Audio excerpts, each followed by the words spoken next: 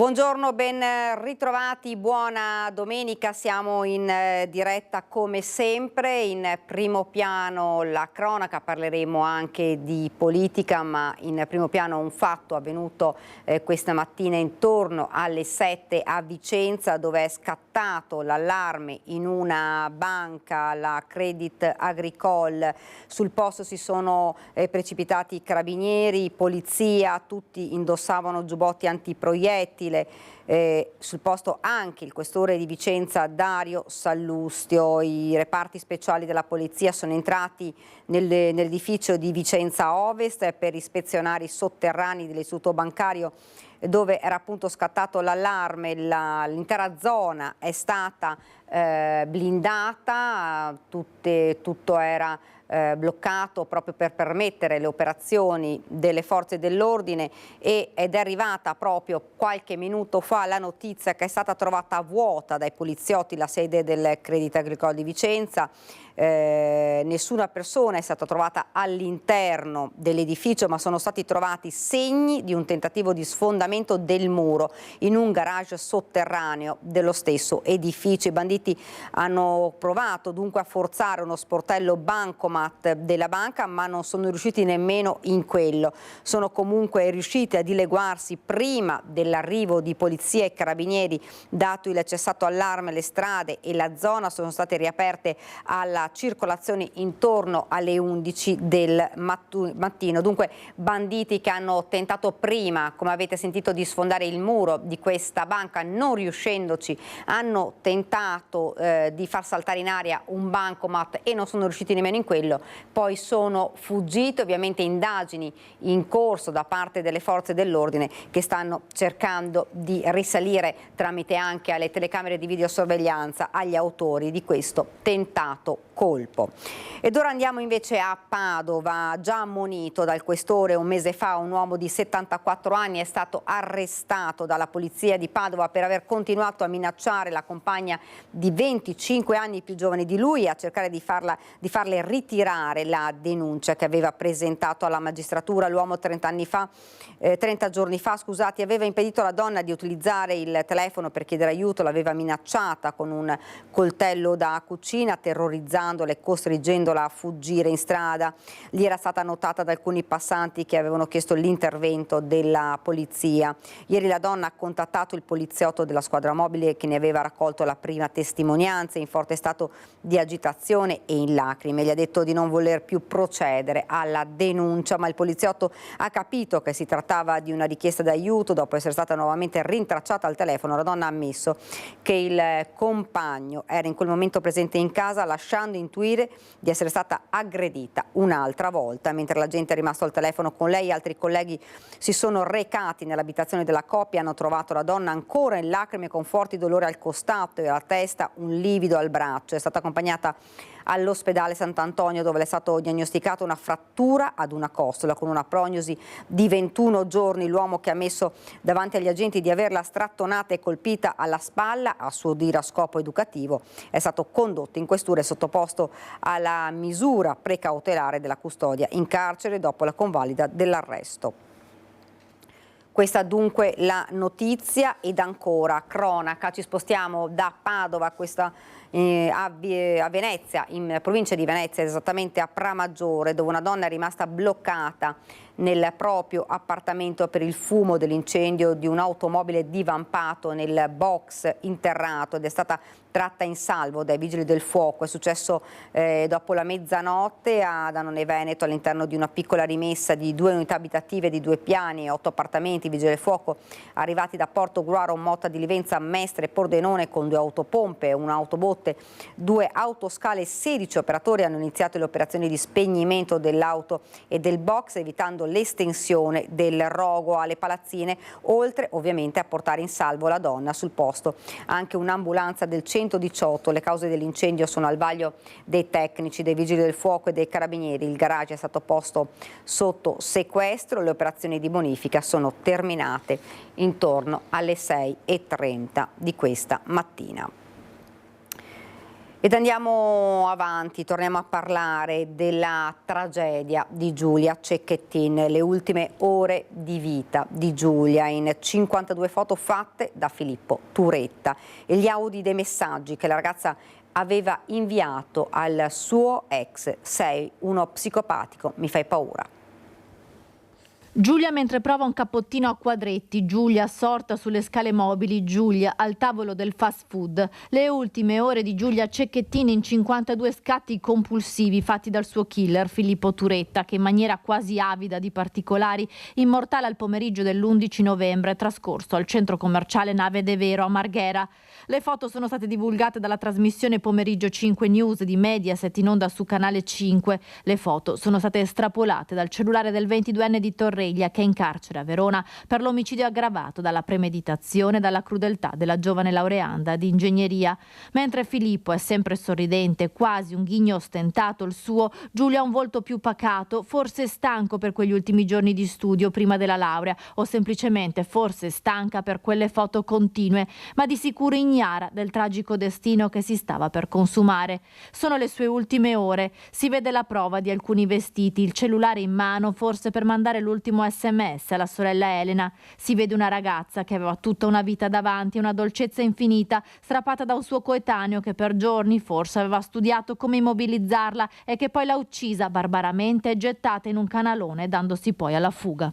Oltre alle foto, per ricostruire gli ultimi giorni di Giulia ci sono anche gli audio dei messaggi che la giovane aveva mandato di recente a Filippo Turetta. È un meccanismo di controllo malato anche questo. Pippo, sei ossessionato, sei uno psicopatico. Le trascrizioni sono state rese note dalla trasmissione Quarto Grado su Rete 4. Nelle parole di Giulia, la paura per gli atteggiamenti del suo ex.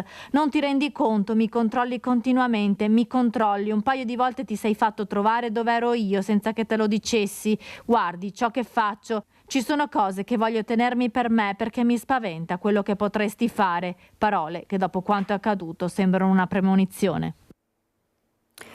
Ed ora invece torniamo a parlare del finanziere aggredito col coltello da uno straniero in Viale Trieste a Vicenza. Siamo andati sul luogo della colluttazione ieri nel quartiere Anconetta, dove i cittadini chiedono più controlli da parte delle forze dell'ordine.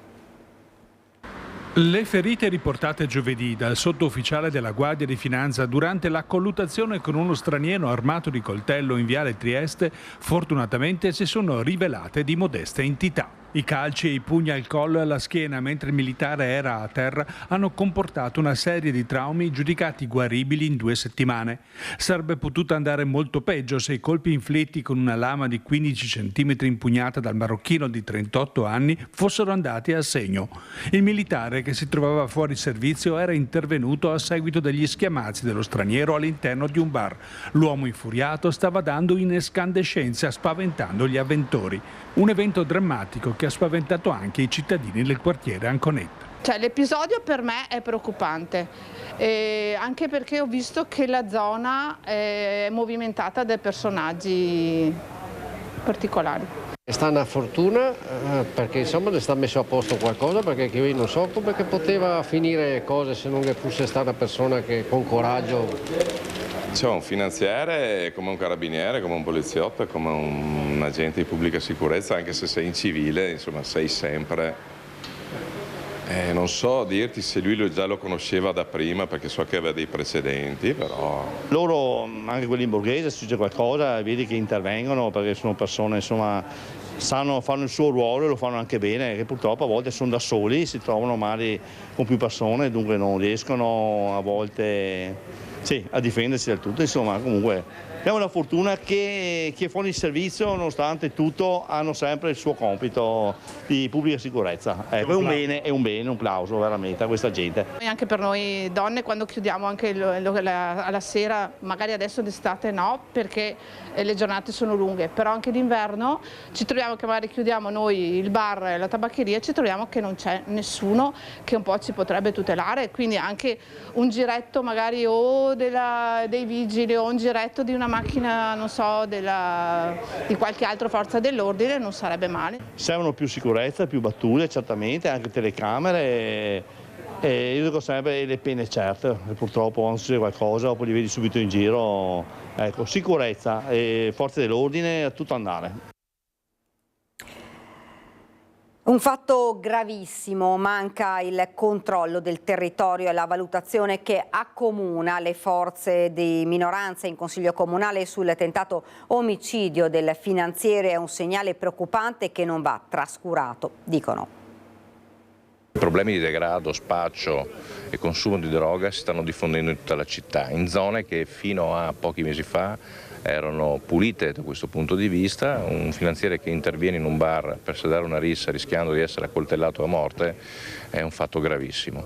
Il controllo del territorio manca, la polizia locale non svolge le funzioni che dovrebbe svolgere, su questo l'abbiamo detto più volte, mai fa finta di niente, scarica la responsabilità sul governo nazionale, sul questore, sul prefetto. Non è che così che si assumono le responsabilità e si governa la città. Le minoranze in Consiglio Comunale reagiscono così a seguito del grave fatto di cronaca avvenuto in Viale Trieste. È stato solo un caso fortuito che una pattuglia della polizia locale fosse nei paraggi e assieme ad altri colleghi intervenuti dopo l'allarme lanciato dai cittadini sono riusciti a bloccare lo straniero esagitato in fuga e ad arrestarlo con l'accusa di tentato omicidio. Forse un caso isolato per qualcuno del quartiere che assicura che l'aggressore non aveva mai dato segnali premonitori, ma l'evento mette ancora una volta in luce il problema della sicurezza in città. Quotidianamente assistiamo a notizie di questo tipo, avvenimenti cruenti, violenti, di delinquenza, di tossicodipendenza, e io credo che le famiglie vicentine, gli imprenditori del nostro territorio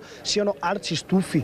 Manca completamente il controllo del territorio da parte, in questo caso, dei 120 uomini della polizia locale che il sindaco comanda, e questa è una cosa inammissibile.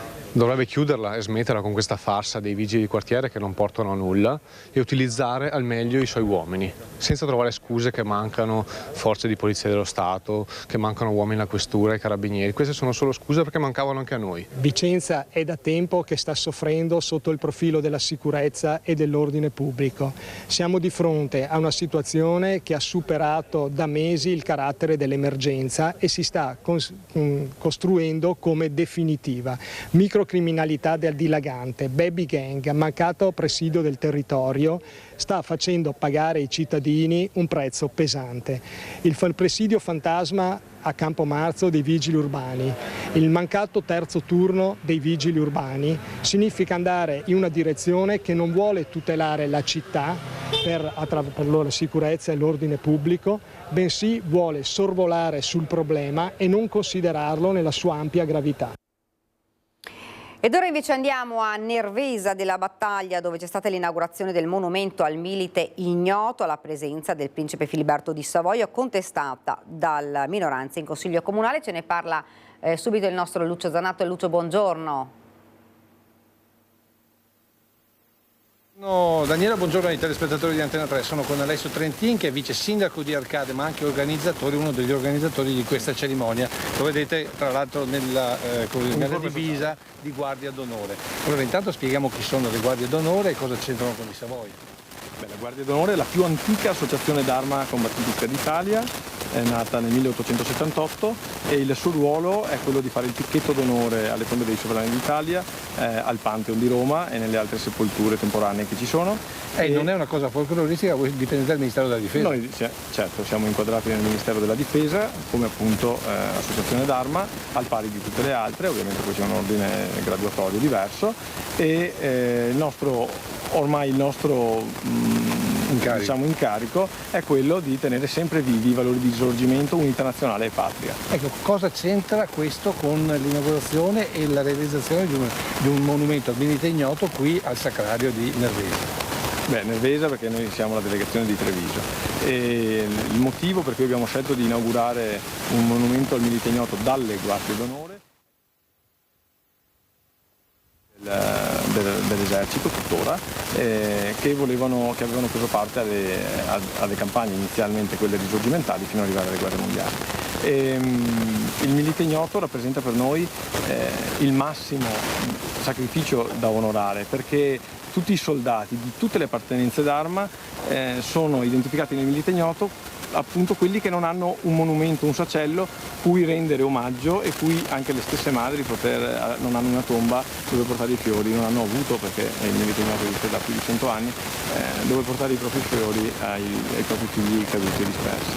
E di conseguenza onorarlo, anche perché è stata la manifestazione nel 1921 dall'Unità d'Italia con, ad oggi, è la manifestazione, quella del Milite Ignoto del 21, con più partecipazione popolare della storia dell'Italia Unita. Ecco, poi voi avete deciso di organizzarla qui e però c'è stata qualche polemica da parte delle minoranze qui a Nervesa della Battaglia.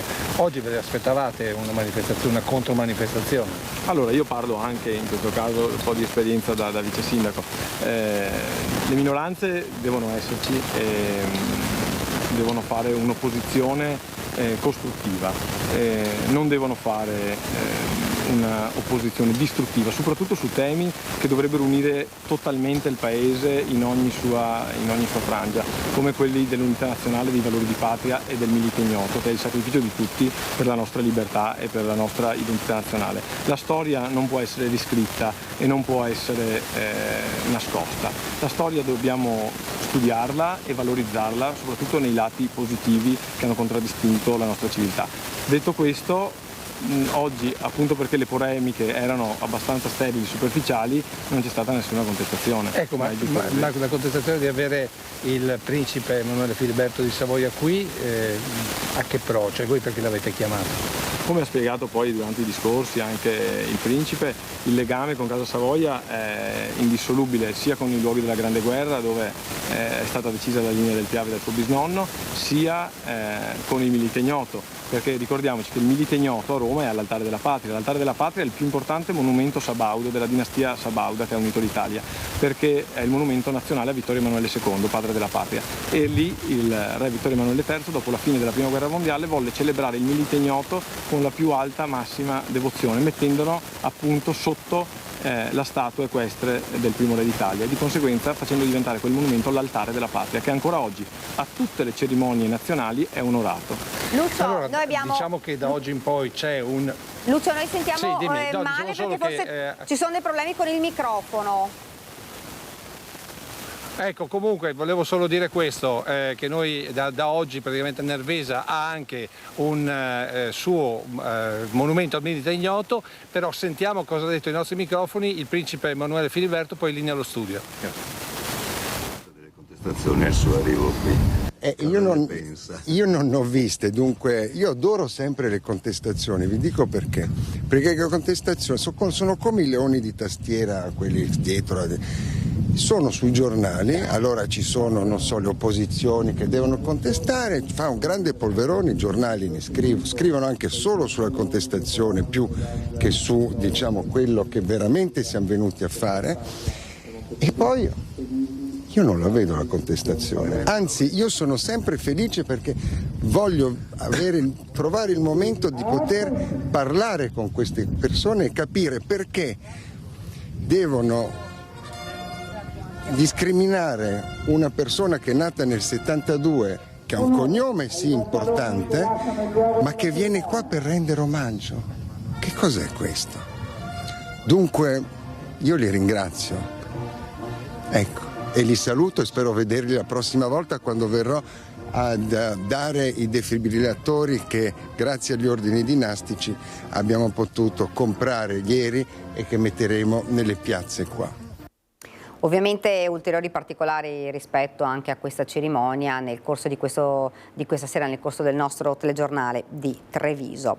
E noi continuiamo con la cronaca, perché si è concluso verso le 20:30 di ieri il difficile intervento per recuperare un uomo di 52 anni e la figlia di 10 di Pordenone, scivolati per 30 metri all'interno di una stretta cavità sul Sas de Rocha nel gruppo della Marmolada. A lanciare l'allarme verso le 16:10 sono stati dei ragazzi che si erano mobilitati sentendo i familiari preoccupati perché il papà e la bimba tardavano e che hanno per caso sentito le grida di aiuto provenire dalla gola larga 40 ai 10 centimetri. Da una prima ricostruzione i due stavano passeggiando dietro il bivacco Pian delle Stelle quando la bambina è scivolata cadendo in una profondità. Il padre, per tentare di soccorrerla, è scivolato a sua volta. Sul posto c'erano casualmente i due soccorritori che hanno cercato di aiutare il tecnico di elisoccorso sbarcato dall'elicottero del suo Medipieve di Cadore nelle vicinanze e subito calatosi mentre sopraggiungeva una squadra del soccorso alpino della Val Pettorina. Dunque sono stati tratti in salvo padre e figlia, e dal soccorso in montagna al soccorso al mare, dall'addestramento al vero e proprio soccorso di un uomo in mare accaduto ieri nella notte nello specchio acqueo davanti a Piazza Unità. Protagonisti vigili del fuoco. L'uomo recuperato è un 40enne di origine indiana. Sentiamo. Una semplice esercitazione di routine si è trasformata in un soccorso in mare vero e proprio per i vigili del fuoco di Trieste, che ieri sera hanno salvato un uomo caduto in mare al largo di Piazza Unità. Si trovavano in mare per addestramento notturno con la motobarca VFS 002 nei pressi del molo Pescheria, quando gli specialisti nautici del comando vigili del fuoco Giuliano sono stati chiamati dall'equipaggio di uno yacht che indicava la presenza di un uomo che annaspava in acqua tra il molo e la stessa imbarcazione. I vigili del fuoco hanno rapidamente avvicinato l'uomo e l'hanno issato a bordo della motobarca, dove hanno anche tentato di tranquillizzarlo. Una volta arrivata sul posto un'ambulanza immediatamente chiamata, i sanitari hanno preso in carico l'uomo in evidente stato confusionale e lo hanno trasportato all'ospedale di Cattinara per gli accertamenti e le cure del caso. Sul posto sono successivamente giunti anche il personale della Capitaneria di Porto e i carabinieri.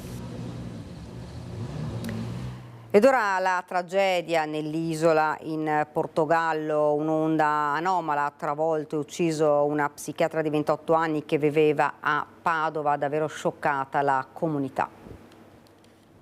Amava viaggiare e conoscere posti nuovi ed è morta durante una vacanza insieme alla sua famiglia. Margherita Salvucci, 28 anni, psichiatra originaria delle Marche ma padovana d'adozione, è morta giovedì 27 giugno in Portogallo, travolta da un'onda anomala mentre era con i genitori e la sorella sull'isola di Madeira. La giovane stava facendo il bagno in una delle piscine naturali caratteristiche della costa, circondata da rocce, quando all'improvviso si sono formate delle onde anomale. Mentre la sorella è riuscita a mettersi in salvo, Margherita è stata trascinata e risucchiata dalla forza del mare. I soccorsi hanno raggiunto la ragazza e hanno tentato di praticarle un massaggio cardiaco, ma è morta in ospedale. La tragedia è avvenuta sotto gli occhi della madre, che stava scattando delle foto alle sue figlie. Margherita Salvucci era nata a Iesi nelle Marche ma si era trasferita a Padova per studiare. Nel 2021 aveva conseguito la laurea in medicina, poi la specialistica in psichiatria e la decisione di rimanere nella città del Santo per il suo percorso di dottorato nel reparto dell'azienda ospedaliera di Padova.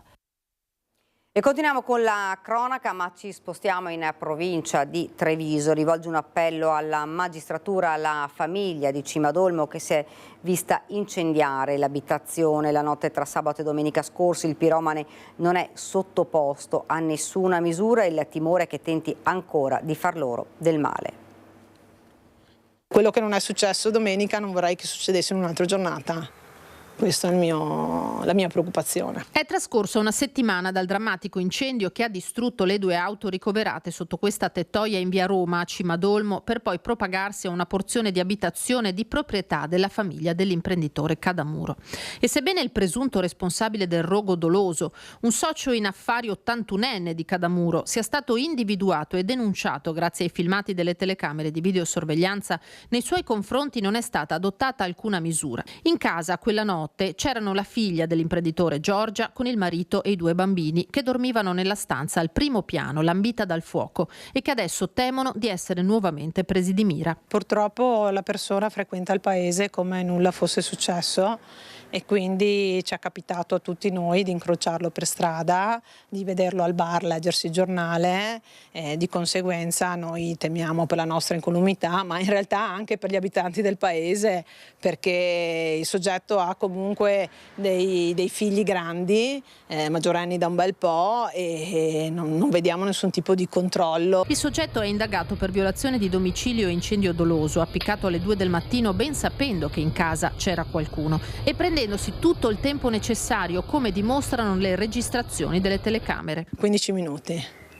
15 minuti e sono terminate a fuoco già avviato, e soprattutto ci sono anche immagini dove a distanza l'indagato controlla che effettivamente il fuoco continui. Giorgia, il marito Stefano e i ragazzi sono dovuti uscire di casa precipitosamente. Colti nel sonno, sono scampati al rogo per miracolo. Un accanimento inspiegabile, dice la donna che si sta occupando della liquidazione della società. Anche se c'era comunque una divergenza per quanto riguarda la gestione personale del proprio denaro, quando hai il 50% ognuno fa quello che vuole. Quindi nessun torto palese subito? No, anzi.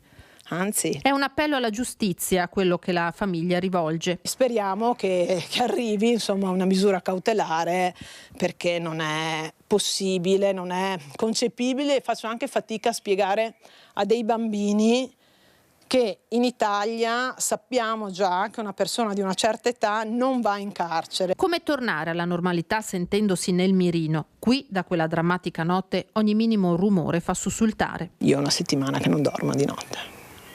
I bambini fanno fatica, comunque sono nel lettone, ti dormono appiccicato, e io adesso devo spiegargli che qualsiasi cosa devono fare dobbiamo esserci noi, devono comunque essere sempre in presenza di un adulto, dentro casa, fuori casa. Perché avete paura? Certo.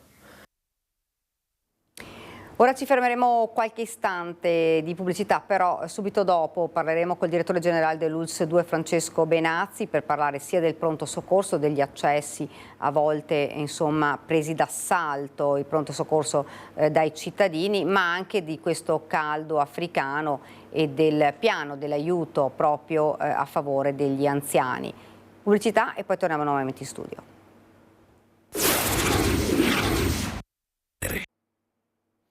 Eccoci nuovamente in studio, salutiamo immediatamente il dottor Francesco Benazzi, direttore dell'ULSS 2 Marca Trevigiana. Buongiorno direttore. Buongiorno a voi, buongiorno. Buongiorno e grazie per essersi collegato.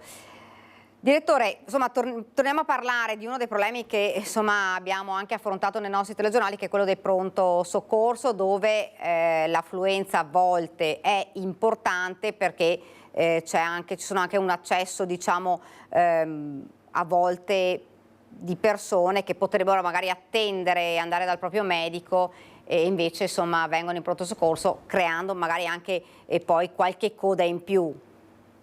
Sì, guardi, noi purtroppo ormai, come dire, abbiamo un eccesso di accessi, scusi il bisticcio della parola, in pronto soccorso. Solo a Treviso, per dirle, dal 2022 avevamo circa 105.000 accessi, nel 2023 siamo passati a 120.000 e solo a Treviso e oggi, almeno i primi 5 mesi, siamo già a 50.000 accessi, quindi con la prospettiva di arrivare a 140.000 accessi a Treviso. La nostra ULSS alla fine viaggia intorno a 300.000 accessi a pronto soccorso in un anno, nel 2023. È chiaro, questo è dovuto al fatto che evidentemente le persone preferiscono, sbagliando qualche volta, sicuramente sbagliando, arrivare al pronto soccorso ed evitare la continuità assistenziale, la cosiddetta guardia medica. Faccio presente a tutti che nella guardia medica ci sono colleghi professionisti, quindi laureati in medicina, che stanno facendo poi la scuola di specialità per medico di famiglia, oppure colleghi che stanno facendo scuole di specialità in medicina interna, quindi persone preparate. E devo anche dire quindi che per ovviamente cose banali lasciatevi ovviamente gestire da loro e consigliare da loro, perché la competenza e la preparazione ce l'hanno. È assurdo aspettare, essendo questo un codice bianco, ore e ore in pronto soccorso per avere poi la medesima risposta che si ha dalla continuità assistenziale della guardia medica. Ecco, dottor Benazzi, ma soprattutto i fine settimana oppure la problematica si verifica durante tutti i giorni?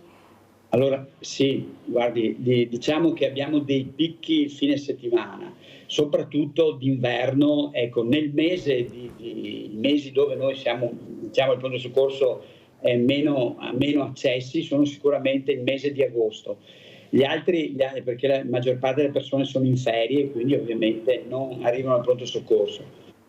Però è chiaro che sicuramente dal venerdì alla domenica noi abbiamo un numero, direi, molto elevato di accessi al pronto soccorso, in particolare codici bianchi, e guardi, i codici bianchi sono ormai il 50%, anche il 60% di tutti i codici, cioè poi abbiamo il codice verde che comunque può essere gestito anche qui dal medico di famiglia, dalla continuità assistenziale, qualche volta è un codice verde un po' più complesso che può virare al giallo, e quindi è giusto che le persone vengano, ma i codici bianchi sono banalità, mal di gola, una febbricola, una virosi, eccetera, vengono spesso gestite in pronto soccorso quando potrebbero essere chiaramente viste e trovata soluzione in continuità assistenziale. Ecco, lei prima sottolineava, insomma, i colleghi della Guardia Medica sono, insomma, professionisti, persone specializzate. Secondo lei c'è una sorta, insomma, di magari di preferenza, me la faccia dire così, verso il pronto soccorso, perché magari si pensa che essendo medici dell'ospedale forse si sentono un po' più sicuri, ecco, i cittadini? Sì, credo che sia legato anche a un altro fatto, che purtroppo i colleghi della continuità assistenziale non hanno gli esami di base, non possono fare gli esami di base perché non li hanno, quindi vuol dire un elettrocardiogramma, una spirometria, un holter, cioè anche degli esami del sangue banali per vedere se ci sono ovviamente dei valori fuori norma che possono far pensare a qualcosa, e quindi è chiaro che il cittadino si sente più sicuro venendo in pronto soccorso. Però per fortuna con le case di comunità, quindi noi contiamo tra il 2025, fine 2025 e inizio 2026, le continuità assistenziali saranno dentro le case di comunità e avranno la possibilità di avere tutti gli esami di base, quindi dall'elettrocardiogramma fino a ovviamente anche la possibilità di fare esami del sangue, quindi esami che servono poi a distinguere se c'è realmente un'urgenza oppure se la persona può essere tranquillamente curata e mandata a casa in modo tale da evitare che faccia ore e ore in pronto soccorso. Come dico sempre, è la rivoluzione copernicana questa.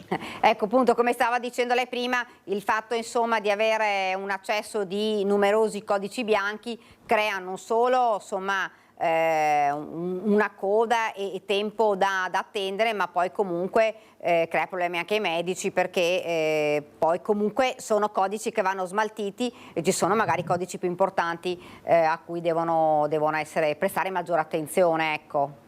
E guardi, solo Treviso, il pronto soccorso Treviso ha dai 5 ai 6 codici rossi il fine settimana al giorno, quindi immagini cosa vuol dire l'impegno che ci deve essere, ma anche perché poi i nostri colleghi di pronto soccorso vanno sotto stress, perché avendo una numerosità tale di persone che accedono, è chiaro che dopo loro devono fare al meglio, lo stanno facendo al meglio il loro lavoro, ma sono stanchi. Lo stesso vale il cittadino, per il cittadino che deve aspettare tante ore, 3, 4, 5 ore, cioè è una cosa assurda. Io credo che nel momento in cui noi avremo le case di comunità avremo anche maggiori vocazioni di medici pronto soccorsisti, perché oggi per l'estremo lavoro, l'estrema difficoltà, perché sono in front office, cioè sono i primi che devono decidere se trattenere in ricovero il paziente o mandarlo a casa, la specialità, la professione di medico di pronto soccorso non è ambita da nessuno. Sicuramente quando avremo le case di comunità è facile che dopo, sgravando di codici bianchi e verdi il pronto soccorso, torni tra i giovani medici la voglia di fare un lavoro che è molto difficile ma dà anche molte soddisfazioni, che è quello dell'urgenza e dell'emergenza. Senta, è arrivato in questi ultimi giorni, perché prima abbiamo avuto abbastanza maltempo, il famoso caldo africano, davvero temperature alte, oltretutto insomma non eravamo neanche probabilmente pronti e preparati, visto che abbiamo avuto maltempo fino ad ora, e a risentirne maggiormente ovviamente sono gli anziani. Avete registrato degli accessi maggiori, delle richieste maggiori da parte degli anziani? Guardi, intanto il Ministro ha lanciato il codice calore, cioè, noi nel Veneto lo facciamo già da tempo, evidentemente hanno copiato dal Veneto. Noi questo lo stiamo già facendo da tempo, quindi il nostro triagista sa che nel momento in cui una persona anziana viene disidratata perché è troppo caldo, ha un percorso suo e ovviamente particolare, perché serve idratarlo subito, serve verificare che non ci siano problemi legati appunto al colpo di calore, che potrebbe creare anche trombosi, potrebbe creare ictus, quindi i nostri pronto soccorsisti sanno benissimo che l'anziano va garantito. Sì, abbiamo chiaramente, continuiamo a mandare dei messaggi che sono gli stessi di ogni anno, cioè evitare per i minori sotto i 4 anni, come per gli over 70, di uscire nelle ore più calde dalle 11 alle 18, evitare di portare i bambini o le persone anziane ad andare sotto il sole, anche al mare, e soprattutto bere tanto, perché purtroppo le persone anziane come i bambini non hanno lo stimolo della sete così impellente e quindi bevono poco, e poi la condizione è quella di disidratarsi, per cui consigliamo di bere 2-3 litri di acqua al giorno, in modo tale da ovviamente evitare questo. E poi, se è possibile, anche il condizionamento, ma un condizionamento dell'aria che non deve avere grosse differenze. La temperatura interna deve essere sempre di 26-27 gradi, perché anche gli sbalzi di temperatura elevati possono creare dei problemi al sistema nervoso centrale della persona anziana. Ecco, e avete notato magari qualche afflusso maggiore o qualche chiamata maggiore negli ultimi giorni? Perché poi insomma parliamo effettivamente di pochi giorni di questo caldo. Abbiamo avuto questo fine settimana 27-30 accessi legati proprio nella US numero 2, legati a problemi del caldo, al cosiddetto colpo di calore, quindi il codice calore. E anche qui i nostri sono intervenuti, per fortuna non sono stati ricoverati gli anziani e siamo riusciti a gestirli in osservazione breve intensiva grazie alla collaborazione dei nostri infermieri. Ecco, vi aspettate purtroppo un aumento di queste chiamate dovute al caldo, insomma, dei prossimi giorni anche? Sicuramente sì, perché il problema è non solo il caldo di per sé, ma l'umidità che, aggiunta ovviamente al caldo, porta a quella percezione di calore che è molto elevata, e per cui chiaramente aumenta la sudorazione e quindi la disidratazione della persona. Ecco, dottor Benazzi, so che dovrebbe esserci adesso il trasferimento invece alla Cittadella con tutti i macchinari, ne parlavamo insomma qualche tempo fa. Quando è che avverrà questo trasferimento o è già in atto? No, è già in atto, ormai abbiamo trasferito buona parte dei reparti, stiamo tendendo di trasferire 2 cose sostanzialmente. Una è l'ostetricia e ginecologia, perché nel nuovo blocco abbiamo diviso, cosa che non era previsto, l'ostetricia divisa dalla ginecologia, in modo che le mamme possono partorire in una situazione di tranquillità, eccetera, con anche la possibilità di partorire in acqua, quindi cose che non avevamo, quindi il massimo veramente per quanto riguarda la donna e il percorso in gravidanza della donna. E quindi abbiamo bisogno, proprio a causa di questa divisione del reparto, di 6 ostetriche e 6 operatori sociosanitari. Abbiamo già l'autorizzazione, stiamo facendo dei tempi determinati perché non si trovano anche qui, e credo che le assumeremo nel giro di poco tempo, e quindi anche qua per fine luglio contiamo di entrare con ostetricia e ginecologia. Stiamo spostando grandi macchine, parlo della radiodiagnostica, in particolare stiamo acquistando una macchina che è unica, diciamo, qui in Italia, che dovrebbe arrivare, dobbiamo installarla, ma è anche quindi poi tararla, perché va tarata, e il personale deve ovviamente fare l'affrancamento, deve imparare ad usarla, ma contiamo anche qui tra settembre e ottobre di metterla in funzione, perché poi dopo avremo finito completamente di trasferire tutto nell'edificio 29. Ecco, ricordo che dicevamo appunto quando ci sarà il trasferimento delle grandi macchine, per un mesetto queste dovranno rimanere ferme, quindi si ripartirà praticamente a settembre? Sì, si ripartirà a settembre, anche che viste le liste d'attesa abbiamo preso una risonanza mobile proprio per sopperire a questo, quindi mi scuso anche con l'utenza che dovrà spostarsi un camion, ma purtroppo per tarare le macchine abbiamo bisogno di tecnici che arrivano, in questo caso qua dalla Germania, e quindi tra il tempo di arrivo e la taratura della macchina noi dobbiamo utilizzare chiaramente i mezzi mobili, che comunque hanno la stessa risoluzione, danno gli stessi risultati. Purtroppo il problema è che la gente deve spostarsi un camion, quindi una risonanza mobile che è vicina alla neurochirurgia. Ecco, quindi un camion, un mezzo diciamo pesante che è stato messo vicino al reparto? Sì, di neurochirurgia, esatto. Questo andrà avanti fino... Questo andrà avanti tutto il mese di settembre e poi... Ecco, probabilmente per gli anziani va anche meglio, piuttosto che magari spostarsi in nosocomi più lontani, più distanti, che farebbero fatica. Dottor Benazzi, io la ringrazio davvero. Grazie a lei e buona domenica. Grazie, buona domenica anche a lei. Bene, noi andiamo avanti, quindi lasciamo questa pagina sanitaria, parliamo di autonomia, una commissione per verificare l'andamento della legge sull'autonomia e correggerne eventuali storture da Venezia, dove ha presenziato ad un'iniziativa della Coldiretti il vice premier Antonio Tajani, annuncia la formazione di un organo di controllo della riforma e rilancia la candidatura di Tosi a presidente di regione.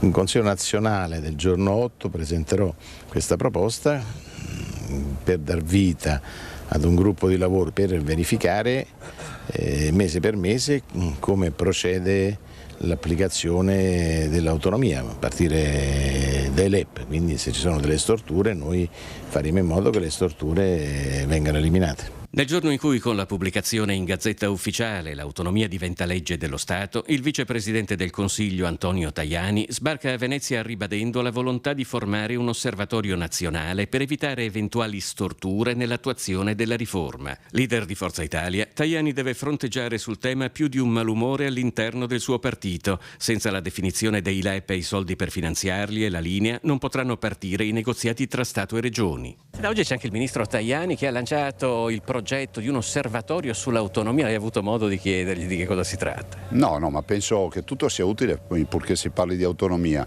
e peraltro la legge prevede oltretutto anche i tagliandi, nel senso che l'autonomia la deve avere chi la chiede e poi la deve mantenere chi se la merita. Zaia lascia il convegno della Coldiretti all'Arsenale di Venezia prima dell'arrivo di Tajani. Eventuali chiarimenti sono rimandati ad altra sede. Lei sostanzialmente è il prossimo assessore al lavoro qui della regione. No, assolutamente, sarà il presidente Zaia insieme al partito di Fratelli d'Italia, quindi Giorgia Meloni in primis e il coordinatore Luca De Carlo, che decideranno chi sarà il prossimo assessore in quota Fratelli d'Italia. E comunque nel caso è pronto.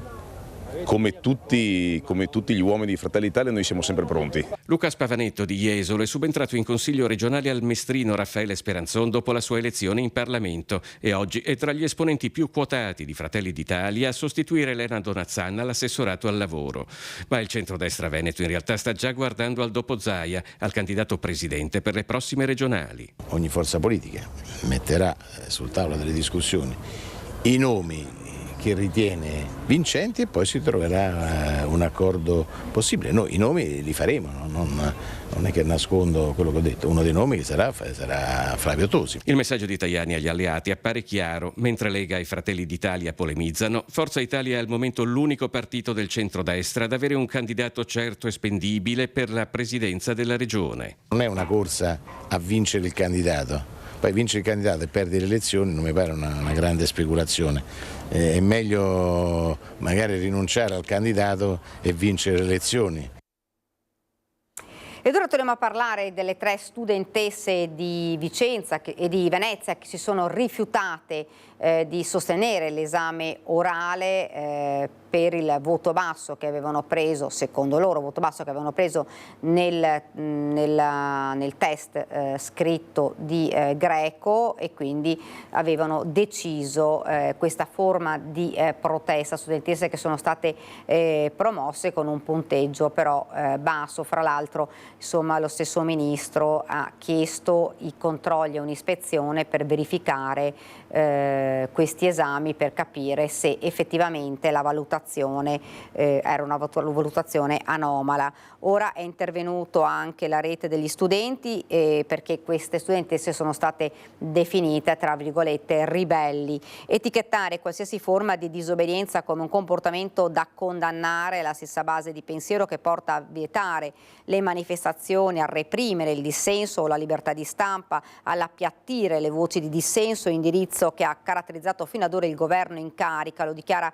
in una nota Marco Nimis, coordinatore della rete degli studenti medi del Veneto, commentando appunto la reazione alla ribellione delle 3 maturande del liceo Foscarini di Venezia. La maturità, prosegue Nimis, è una pratica che da anni proviamo quantomeno a mettere in discussione per diverse motivazioni, partendo dal fatto che l'esame così come pensato sia utile più a valutare competenze mnemoniche e nozionistiche che percorsi di crescita culturale. Questa vicenda che ovviamente continuerà a far discutere. E noi andiamo avanti, voltiamo pagina. Lavoro nero e caporalato, lo studio della CGA di Mestre fotografa il Veneto come una regione in cui il fenomeno resta contenuto ma non per questo inesistente. Nell'ordine dei miliardi il volume d'affari che muove in un anno, settore maggiormente interessato, quello dei servizi alla persona. 4 miliardi e 600 milioni di euro. A tanto ammonta il volume d'affari del lavoro irregolare in Veneto in un anno. Fenomeno quello del lavoro nero che coinvolge nella nostra regione circa 200.000 persone, ovvero il 6,5% del totale nazionale. Il report della CGA di Mestre mostra come la quota sia pari al 3% del valore aggiunto dell'economia in regione. Solo la Lombardia ha un'incidenza inferiore. Questo, riferiscono dal centro studi, significa che il peso del lavoro nero in Veneto è contenuto, ma non per questo bisogna sottovalutare il problema. Gli occupati irregolari vanno monitorati attentamente perché in alcuni settori sono controllati dalle organizzazioni criminali, siano esse italiane o straniere, che stanno diffondendo i loro interessi nell'economia reale. I settori maggiormente colpiti restano quelli dell'agricoltura, delle costruzioni, il settore ricettivo e dei servizi alla persona. In Veneto sarebbero proprio colf e badanti le persone maggiormente coinvolte nel lavoro nero, così anche in tutto il centro-nord. A livello italiano invece i dati del centro studi indicano come il volume d'affari annuo sia riconducibile a circa 68 miliardi di euro. Un terzo del nero è ascrivibile alle regioni del sud e riguarda poco meno di 3 milioni di persone. Con meno lavoro nero possiamo comunque aumentare i salari, contrastare più efficacemente lo sfruttamento, il caporalato e gli infortuni nei luoghi di lavoro, migliorando le condizioni di vita e restituendo la dignità a tantissime persone. Una notizia appena giunta in redazione: si è allontanato dalla festa a cui stava partecipando ed è sparito nel nulla. È quanto accaduto, questa nota di un ragazzo di 24 anni, lo sto leggendo da QDP News, nella zona del Monte Bellunese. Da quel momento non si hanno più sue notizie. Dalla mattinata odierna si è messo in moto la macchina dei soccorsi per la ricerca. I vigili del fuoco del comando provinciale di Treviso assieme ai sommozzatori arrivati da Venezia lo stanno cercando in acqua, per acqua e via terra nella zona di Pieve a Covolo di Pederobba. Dunque è scomparso un ragazzo di 24 anni, ricerche in corsa da parte sia delle forze dell'ordine che dei vigili del fuoco. Ed andiamo avanti. A pochi giorni dalla morte di un operaio a Fincantieri, un 21enne di Chioggia, Marco Salvagno, ha perso la vita mentre lavorava in un cantiere di Venezia. Dei vetri gli hanno reciso l'arteria femorale. Allora Fiori, mi piace tutto, la spiaggia, l'acqua, il panorama, ma se mi avevo sotto quella mano, cioè non che so sabbio, non che sei caparosso, i bibarasse, gransi. Marco Salvagno era così, simpatico, burlone, ironico, col suo inconfondibile accento chioggiotto. Amava le cose semplici e il suo mare, la sua Chioggia, come si evince anche nei suoi video social. In molti gli volevano bene e oggi lo piangono. Marco ha perso la vita a 21 anni mentre lavorava venerdì pomeriggio nel cantiere della ditta Boscolo Bielo lungo Rio della Scomenzera a Venezia. Stava cercando di aprire una porta a vetri spostando del materiale in un magazzino. L'avrebbe colpita con una gamba mandandola in frantumi e procurandosi la ferita mortale. Il vetro gli ha reciso l'arteria femorale. I colleghi l'hanno trovato in un lago di sangue, già in shock emorragico, e nonostante i soccorsi tempestivi e la corsa disperata all'ospedale di Venezia, Marco non ce l'ha fatta. Sull'accaduto sta indagando lo Spisal per accertare l'esatta dinamica ed eventuali responsabilità. Senza parole il titolare dell'azienda, Ivano Boscolo Bielo, presidente anche della squadra di calcio clodiense, che scrive in una nota: Il ragazzo era all'interno del magazzino per motivi ignoti, ha dato un calcio a una porta vetrica usandosi la ferita fatale. Sono senza parole per questa tragedia tanto devastante quanto inspiegabile, ha concluso. Marco è cresciuto con il nonno Angelo e da quando era bambino ha frequentato l'oratorio dei Salesiani. Poi ha iniziato a lavorare, gli piaceva, raccontano alcuni amici, ciò che faceva. Gioviale, sorridente, insomma, poi sì,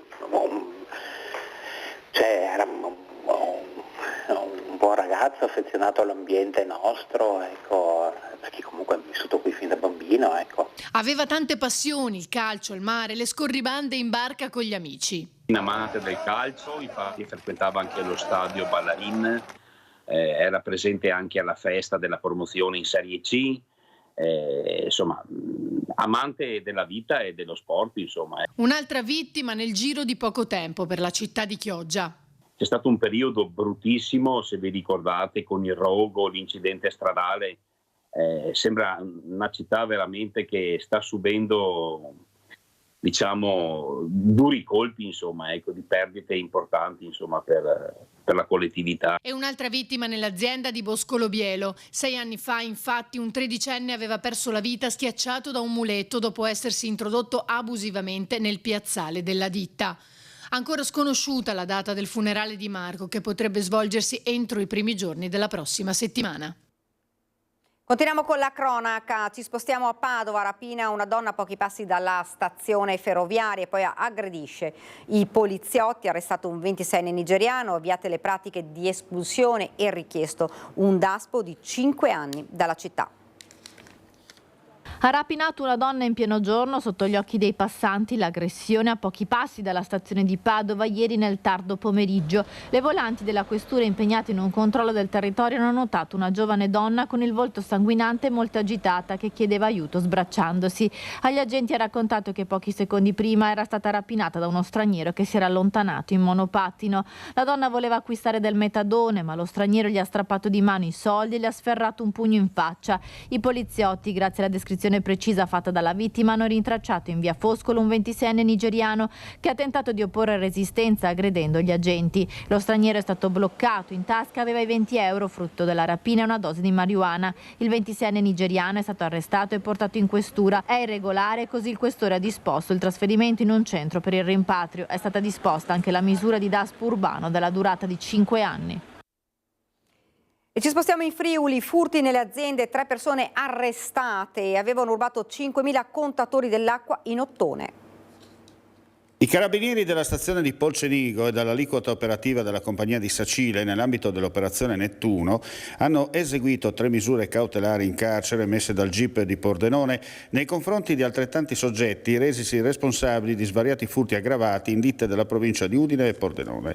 L'indagine è stata avviata a seguito del furto messo a segno nella notte tra il 10 e 11 aprile scorsi in una ditta di Polcenigo, dove sono stati asportati circa 5.000 contatori d'acqua in ottone del peso di 5.000 kg del valore complessivo di 50.000 euro. A distanza di alcuni mesi sono stati identificati gli autori. Si tratta di un albanese, 54 anni, di un suo connazionale di 44 e di un romeno di 48 anni, tutti residenti o dimoranti nella provincia di Treviso. Secondo l'accusa, la banda nel mese di maggio ha messo a segno numerosi altri furti a San Giorgio di Nogaro e Castions di Strada. In circa 2 mesi di indagine sono stati ricostruiti 6 furti, con refurtiva per circa 200.000 euro e ingenti danni alle strutture. Ed ora un episodio curioso a San Giorgio delle Pertiche, perché è stato fermato dalla polizia locale un'auto con targa straniera e 51 sanzioni autovelox non pagate. In 3 anni aveva accumulato migliaia di euro di multe per aver oltrepassato ripetutamente i limiti di velocità lungo le strade di diversi comuni della Federazione del Campo San Pierese, ma nel fine settimana il misterioso guidatore di un Audi con targa rumena è stato fermato dagli agenti della polizia locale. L'auto risultava immatricolata in Romania, uno stato che per motivi legati alla legge sulla privacy non fornisce i dati dei proprietari. Per questo i verbali delle multe non erano mai stati inviati. La targa del veicolo però risultava segnalata e per questo è stata fermata in via Piovego ad Arsego, quando è stata intercettata da una pattuglia. Il proprietario è stato identificato e ora dovrà pagare molte delle 51 violazioni ai limiti di velocità accertate con l'autovelox. Purtroppo, infatti, per molte di queste multe erano scaduti i termini di legge per la notifica, che per i cittadini stranieri è di 360 giorni dalla data di accertamento. Il cittadino rumeno però ha pagato subito migliaia di euro, altrimenti sarebbe scattato il fermo amministrativo dell'auto. E la notizia di prima, il 24enne del Monte Bellunese che è scomparso dopo essere andato ad una festa, stava rientrando, si è perso, non si trova più, si sono perse le tracce. I sommozzatori dei Vigili del Fuoco ora lo stanno cercando nel fiume Piave e nelle rive. Ovviamente ci sono davvero ore di angoscia per i familiari, alla ricerca dei Vigili del Fuoco, ma anche i carabinieri in tutta la zona di Pederoba e del Monte Bellunese dove il ragazzo era andato. Ed ora invece cambiamo argomento. Sta provocando danni all'economia locale la chiusura da 5 mesi della ciclo pedonale del Brenta. Quei massi caduti a fine gennaio sulla ciclo pedonale del Brenta sono ancora lì e le conseguenze sul mancato transito dei turisti, specialmente con la primavera e l'estate, si fanno sentire pesantemente su albergatori, ristoratori, noleggiatori e in genere locali pubblici. Stanno subendo un calo sopra il 50%, quindi la situazione, come avevo già detto qualche mese fa, è davvero drammatica. Questo tratto della ciclovia Venezia-Monaco è fondamentale per il sostentamento di tutto l'indotto e per lo sviluppo del territorio, ed è proprio dal territorio, inteso nel senso più ampio, che le risposte dovrebbero arrivare. Il problema non è solo del sindaco di Enego, che lui ha avuto la sfortuna che gli capiti questa frana nel suo comune, ma deve essere tutto il territorio che risponde, soprattutto in questo caso, perché è un danno veramente importante all'economia turistica della nostra città. C'è bisogno di coesione, c'è bisogno di un progetto immediato, perché ormai credo la stagione sia andata, ma poi si sa benissimo che con l'arrivo dell'inverno le cose si rallentano di più, quindi almeno cerchiamo di trovare una soluzione per trovarci pronti l'anno prossimo. L'ordinanza di chiusura del 24 gennaio è tuttora vigente e lo sarà, testuali parole, fino al ripristino delle condizioni di sicurezza. Come detto, i massi sono ancora lì, ci sarebbero anche le transenne, ma il loro effetto è pressoché nullo. C'è chi viene e chi va, incurante del divieto e del pericolo. Il cartello col divieto di transito giace poi riverso sull'erba, quasi fosse un segno di resa. E anche volendo cercare alternative come il treno, la strada rimane impervia. Se uno volesse prendere la bici, salire poi in treno alla fermata prima della frana e riscendere a quella dopo, il treno porta solo 2 bici. Anche qui la richiesta che abbiamo fatto da tempo alle autorità politiche, si rivolgono alle Ferrovie dello Stato che almeno possano caricare almeno più bici, insomma.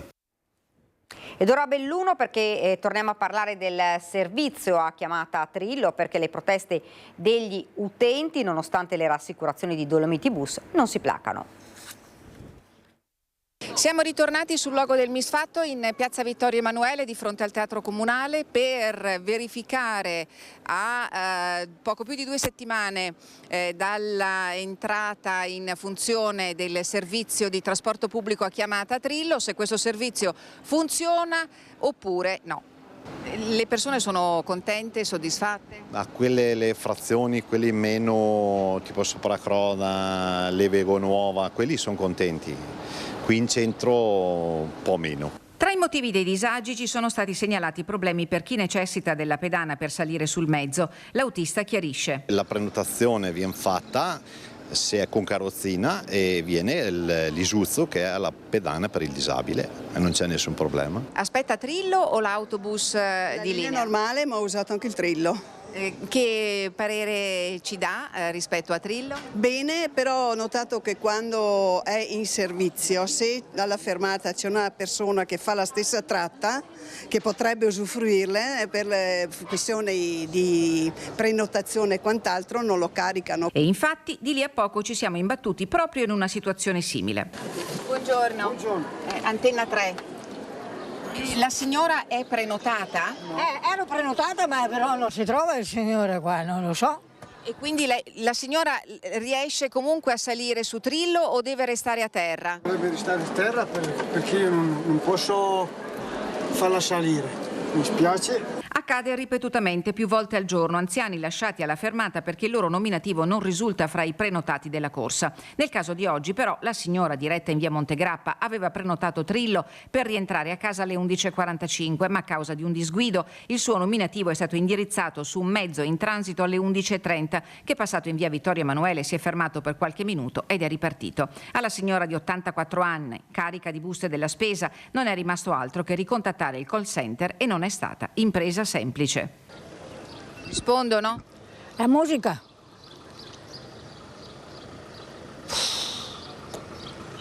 L'attesa si è protratta per quasi 5 minuti. Sono venuta su da via Montegrappa, adesso sono in piazza Vittorio Emanuele e devo aspettare per andare a casa. Ho 84 anni e anche altra volta mi avete lasciato a piedi. La signora protesta. Da quando l'abbiamo incontrata è già passata mezz'ora. Alle 12.40 lei dice c'è la Celeste. A 42. E va bene, aspetto quello allora, se non posso prendere il Trillo. Comunque sono stata fregata 2 o 3 volte col Trillo. Che cosa vuole dire alla proprietà di Dolomiti Bus in relazione a questi Vuoi che le dica, signora? Sarà anche colpa mia ormai, ma non capisco più niente. Lei dice che è colpa degli anziani, è colpa dell'età? O di chi sta organizzando il servizio? Anche il cervello io non ho ancora e so bene quello che faccio. Una notizia di cronaca: sono gravi le condizioni di un alpinista polacco di 44 anni precipitato per una trentina di metri sul primo tiro dello spigolo di Rozes sopra Cortina d'Ampezzo. A lanciare l'allarme sono state alcune persone che hanno assistito all'incidente, recuperato dall'elicottero di Bolzano. L'uomo è stato trasportato con un sospetto politrauma all'ospedale del capoluogo Alto Tesino.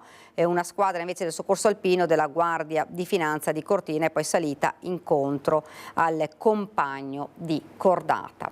Ora ci fermiamo, qualche istante di pubblicità, avremo 2 ospiti per parlare di incidenti stradali, per parlare di infortuni sul lavoro, ma torneremo anche a parlare di questo ragazzo di 24 anni che è scomparso nel nulla da ieri e sono in corso le ricerche. Ci fermiamo per un attimo di pubblicità.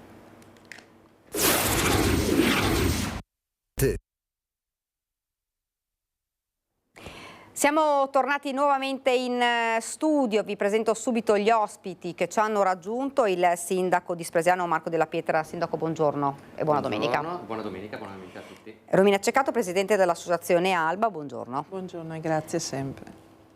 Ne abbiamo parlato purtroppo anche nel corso di questa prima edizione, incidenti stradali e anche infortuni sul lavoro. Tanti, davvero troppe le vittime, ogni giorno dobbiamo raccontarlo nei nostri telegiornali, tante però anche le iniziative, le avevamo viste anche non molto tempo fa proprio a Spresiano contro gli incidenti stradali, sindaco. Sì, noi abbiamo messo dei cartelloni fissi sulla Pontebana che è una delle strade. Invitano, sì, è una strada statale, abbiamo circa 26.000 veicoli al giorno che transitano per la Pontebana e sì, abbiamo messo i cartelloni, quelli che solitamente pubblicizzano le feste di paese piuttosto che eventi in provincia, e abbiamo scritto 4 messaggi per così dissuadere, ecco, le persone dai comportamenti non proprio consoni, ecco, alla guida. E tra l'altro mi fa piacere, oggi è da qualche tempo che dobbiamo inaugurare anche una panchina bianca e allora, siccome adesso il periodo estivo, ahimè, anche noi pubblicizziamo le feste e quindi li togliamo e mettiamo su le informazioni per chi feste o piuttosto che eventi, adesso a fine estate riposizioneremo i cartelloni e con l'occasione all'altezza di quello che è a Visnadello posizioneremo la panchina bianca, anzi la panchina da dipingere, non la compriamo già bianca ma la dipingiamo, ma vi lascio, penso che Romina sappia raccontare meglio, ecco, cosa si fa. Ecco Romina, intanto diciamo una cosa, anche solo un altro morto sulla strada è troppo. Io l'ho sempre detto, allora io non voglio essere ipocrita, non voglio essere falsa verso le persone che mi seguono e che credono. A vittime zero non potremo mai arrivare ed è impossibile. Io dico sempre, ci proviamo, dopo se ci riusciamo per carità, però bisogna imparare a provare almeno a salvarne una al giorno. Come associazioni io dico sempre, noi ci mettiamo del nostro. Ci mettiamo tanto impegno, ma ce lo mettiamo perché noi abbiamo provato la perdita di un figlio. E quando vediamo alcune cose che sulla strada o altre anche nei dintorni con altre istituzioni o altre cose che non veniamo considerati, ma non è il fattore che noi vogliamo essere protagoniste, perché molte volte pensiamo a questo, è il fattore che noi vogliamo collaborare e fare capire che chi non ha provato non può capire che cosa si prova. E io vado sulle strade a vedere. Con il sindaco di Spresiano devo essere proprio sincera, io lo chiamo sempre Marco perché faccio fatica a chiamarlo sindaco, anche perché Marco è il primo sindaco che io ho fatto piangere e devo essere sincera, lo giuro su mio figlio, è quello che mi hai detto, me ne ricordo molto bene, Romina avrà la forza e le parole giuste per colpire tutti i cuori. Giusto? Ed è stato fatto con tanta fatica. Ma ero giovane all'epoca, no, sto scherzando. Ma no, allora, con Romina c'è un rapporto di amore e odio, nel senso che, purtroppo i tempi dell'amministrazione non sono i tempi di Romina, certo. E a me dispiace molto, ma non è un... cioè, purtroppo è così e quindi si fa fatica a volte riuscire ad essere... sul pezzo in maniera diretta. Però l'importante è sempre arrivarci, Romina. No, però ci si arriva. L'importante è arrivare. Questa è una tradizione proprio per cercare di trovare delle iniziative. La cosa bella è che 5 minuti li trovano sempre per chiamarmi e dirmi facciamo questo e li impostiamo. Anche il fattore della panchina non è stato casualmente pensato appunto dall'amministrazione di dire la buttiamo là, tanto non ci costa niente metterla adesso, la mettiamo domani. Qual è il problema? La mettiamo, accontentiamo te, arrivederci e grazie. Spiace perché sarebbe stato bello farlo prima. Il problema è che logicamente loro dice dobbiamo mandare un messaggio, qual è il modo giusto per mandare il messaggio? È appunto perché vedere questo e accanto. Quindi... Ecco, la cosa secondo me importante è quella di, a prescindere dalla tempistica, perché poi sì. lo sappiamo, è quella proprio di far veicolare il messaggio, perché poi le tempistiche sappiamo, perché le amministrazioni comunque hanno delle tempistiche diverse, ma l'importante è farlo veicolare, sì, perché arrivi questo messaggio. Sì, sì. Qual è il messaggio della panchina bianca? Allora, il messaggio della panchina bianca che noi vogliamo mettere è per far capire che lì ci sono seduti troppi giovani, possiamo dirlo la verità, che sono quasi più tanti giovani. E quella panchina non può più contenere altri giovani. Quindi non possiamo continuare a mettere panchine. Quindi bisogna essere anche consapevoli che io sarò una... E attenzione, io ho perso un figlio per colpa di qualcun altro che era alterato. Ma sarei bugiarda andare a dire a un ragazzo non divertirti. Sarei bugiarda a dire a un ragazzo no, bevi l'aperitivo analcolico perché no. Bisogna mandare un messaggio diverso. E il messaggio è giusto, ti devi divertire, ma il tuo cervello deve avere un limite, come i cartelli stradali. Tu sai dove puoi arrivare e là ti devi fermare, perché a casa ci sono delle persone che ti stanno aspettando. Non è la strafotenza, fatti vedere che hai una macchina grande, che corri, che superi. No. Si è cercato sempre più spesso di fare educazione ai giovani, soprattutto ai giovani, anche se poi lo abbiamo visto, purtroppo gli incidenti non sono e non coinvolgono solo i giovani, sì. Purtroppo coinvolgono anche persone adulte e la disattenzione, il cellulare, l'abbiamo detto più volte, Sindaco, sono due dei fattori che provocano maggiormente l'incidente. Vorrei ricordare, poi insomma speriamo che si chiarisca bene anche quell'operaio che è stato travolto ed ucciso in A27 mentre tentava di segnalare un'auto in panne insomma con moglie e figli a casa, per cui lì è anche da capire come sia potuto accadere in una strada completamente dritta, eppure non è stato visto ed è stato travolto. Quindi alla base purtroppo ci sono anche dei fattori che sono difficili poi da scardinare, Sindaco, questi. Allora io adesso nonostante le pene, nonostante le multe, nonostante le sanzioni? Assolutamente sì. Poi dopo noi viviamo tra l'incudine e il martello, perché nel momento in cui un'amministrazione decide magari di agire in maniera un po' più severa, ecco, nei confronti del portafoglio degli automobilisti, ti viene detto che lo fai per fare cassa, no? Allora credo che debbano essere ben ponderate, ecco, le considerazioni, e ogni caso va visto diciamo a sé stante.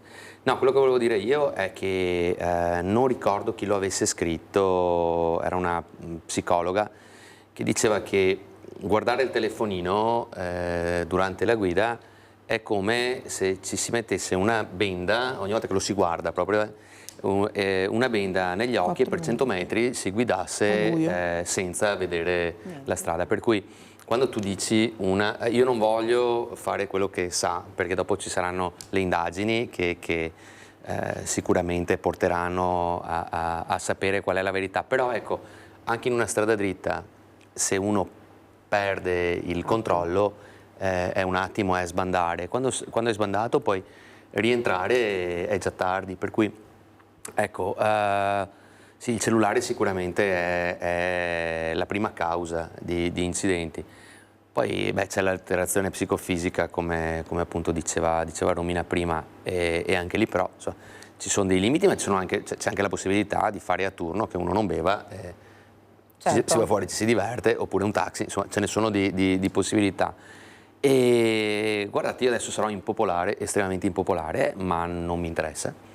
Però ecco, credo che anche raggiunti certi limiti di età, indipendentemente dal fatto che uno stia bene, sia il più grande atleta del mondo o sia un fenomeno, credo che la patente andrebbe bloccata, perché i riflessi non sono gli stessi, perché comunque può capitare un malore che magari può capitare anche a una persona più giovane, però la percentuale che capiti è sicuramente minore. Io credo che andrebbe posto un limite, ecco, sulle patenti. Ho visto anche articoli di giornale altisonanti qualche tempo fa, perché mi pare che un centenario girasse ancora in macchina. Io sarò una voce fuori dal coro, una persona a 100 anni che guida la macchina, non lo so, ecco, non sto dando la colpa, attenzione, però c'è una serie di fattori, e credo che debbano essere presi in considerazione tutti, per arrivare non chiaramente allo zero, ma il più vicini allo zero, ecco, possibile. Romina, lei sarebbe d'accordo con questa? Innanzitutto io non li chiamo più incidenti stradali, io li chiamo distrazione totale. Distrazione di voler correre, distrazione di voler divertirsi, di bere e di guardare il cellulare. Io non li chiamo più incidenti stradali, perché penso che l'incidente stradale possa capitare a tutti, una distrazione. Ma quando uno si mette in macchina inconsapevole o consapevole di essere, perché io lo tengo più consapevole, di voler avere una macchinone grande per correre, di voler divertirsi alla sera, come ha detto il sindaco prima, ci si può divertire lo stesso a turno. Mio figlio fra 15 giorni fa 5 anni. L'ultimo sabato hanno preso un pulmino perché volevano divertirsi tutti. Non è una vergogna. Ma i ragazzi di oggi è che li stiamo allontanando in una maniera pazzesca e non riesco a capire il perché. Non riescono a comprendere. O siamo noi che non riusciamo a comunicare con loro, o siamo noi che non riusciamo ad attirarli. Si stanno allontanando in una maniera pazzesca. Io sono contentissima perché 2 settimane fa ero a un evento a Musile e ho portato tutti i giovani. C'erano i giovani. Io ho detto al sindaco, ci sono i giovani, eccoli qua.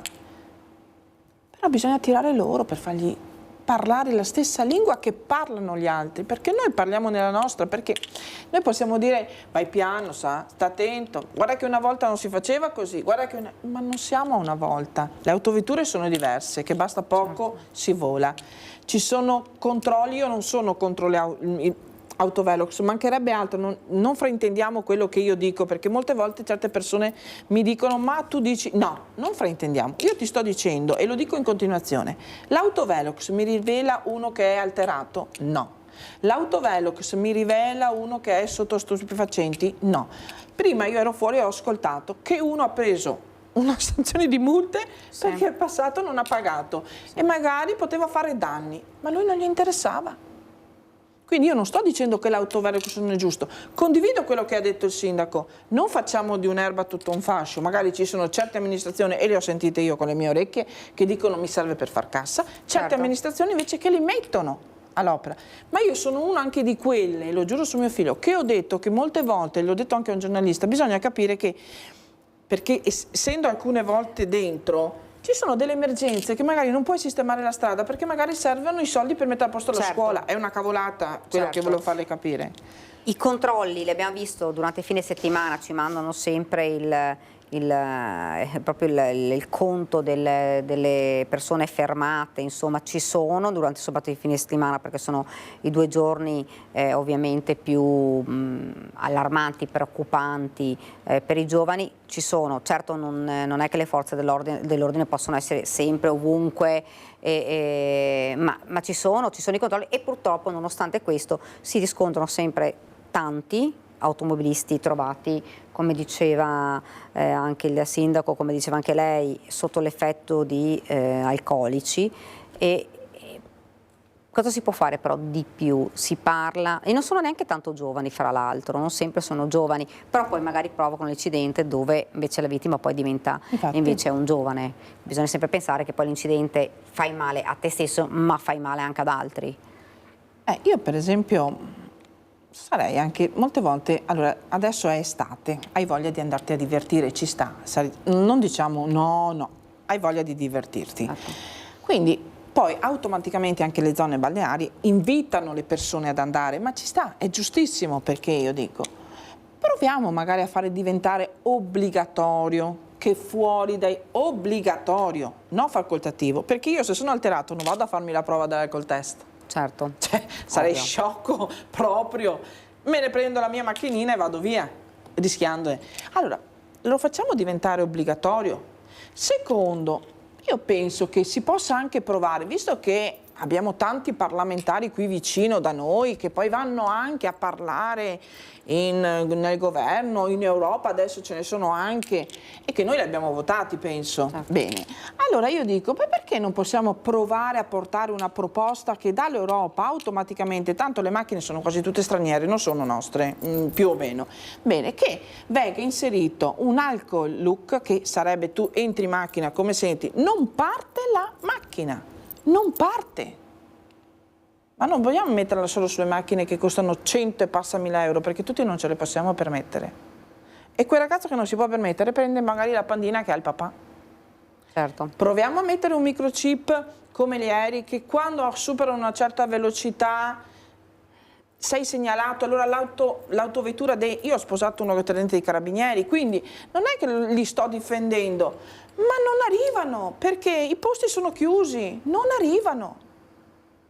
Quindi è giusto, mettiamola. Quindi è una rivoluzione sulle auto? Io penso di sì, perché abbiamo provato a fare eventi, abbiamo provato a mettere, si fa anche col sindaco, come ha detto, manifestazioni. Io lo ringrazio perché lui ha fatto un tavolo sulla sicurezza insieme al suo vice Roberto Fava, coinvolgendo tutti, il prefetto, sono stata al prefetto l'altro giorno a Treviso, da quella a Venezia. Ma allora a questo punto cosa manca? Proviamo allora un'altra strada. Allora, se io devo andare in quella strada e vedo che c'è qualcosa che non funziona, proverò un'altra strada per arrivare in quel posto o continuo ad andare su quella strada che è bloccata. Sindaco, sarebbe una rivoluzione importante che dovrebbe, insomma, dove dovrebbero essere coinvolte tutte le... Sì, io credo che insomma, sulla Luna ci siamo arrivati tanto tempo fa, per cui non credo che sia impossibile creare un sistema che possa tenere sotto controllo un po' di più. È vero anche che noi siamo in Italia, quindi immagino già se il guidatore, se c'è qualcosa che rileva il guidatore, immagino che gli espedienti che si possano trovare, scusatemi se sono negativo, ma ho imparato così a essere prevenuto su certi comportamenti, però assolutamente sì, quello che dice Romina potrebbe essere una via. è chiaro che nell'immediato comunque bisogna continuare nella prevenzione, fortemente nella prevenzione. Scusami, ma non sapevo fossero già 5 anni che Riccardo, credimi che sembra 2 giorni fa. Guarda, quindi